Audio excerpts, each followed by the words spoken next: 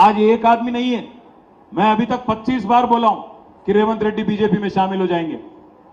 BJP के leader खुद बोल रहे, बट रेवंत रेड्डी साहब एक बार भी मुंह नहीं खोलते अपनी। एक बार भी ये नहीं बोलते कि मैं कांग्रेस में रहूंगा, जब तक जान है तब तक यहीं रहूंगा, मेरी लाश पे कांग्रेस पार्टी की झंडा रहेंगी। ये कभी नहीं सुनने को मिलेगा आपको। कल जाके साहब बीजेपी में शामिल हो जाएंगे, याद रखिए।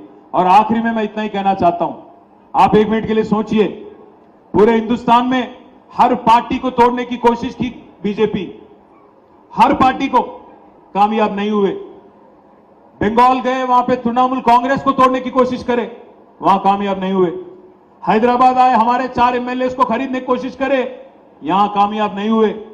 झारखंड गए, वहां पे झारखंड मुक्ति मोर्चा को तोड़ने की कोशिश करे, वहां भी कामयाब नहीं हुए। तमिलनाडु गए, स्टालिन साहब को तोड़ने की कोशिश करे, वहां भी कामयाब नहीं हुए।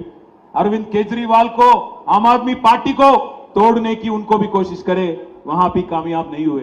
पर कहां कामयाब हुए? जहां जहां कांग्रेस है वहां बीजेपी कामयाब होती। मध्य प्रदेश में कांग्रेस का सरकार को गिरा दिया, कर्नाटक में कांग्रेस का सरकार को गिरा दिया, गोवा में कांग्रेस के लीडरों को ले जाके अंदर उसमें अपना बीजेपी में मिला लिया। जहां जहां कांग्रेस है वहां वहां बीजेपी का एडवांटेज है।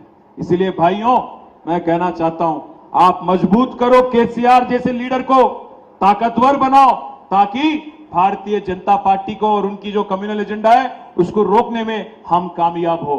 जैसा हमने पिछले 3 इलेक्शन में बीजेपी को यहां पे तेलंगाना में घुसने नहीं दिया, आगे भी मैं उम्मीद करता हूं कि आप हमें वोट दें, आप हमें मजबूत करें, ताकि अच्छा सा अच्छा काम हम आगे ले जाएं। और हमारे लक्ष्मण रेड्डी साहब को मल्काजगिरी पार्लियामेंट से, हमारी बहन निवेदिता को, सायन्ना जी की बेटी है, उनको कंटोनमेंट से अच्छी तादाद से जिताइए। AHA न्यूज को लाइक करें, शेयर करें और सब्सक्राइब करना ना भूलें।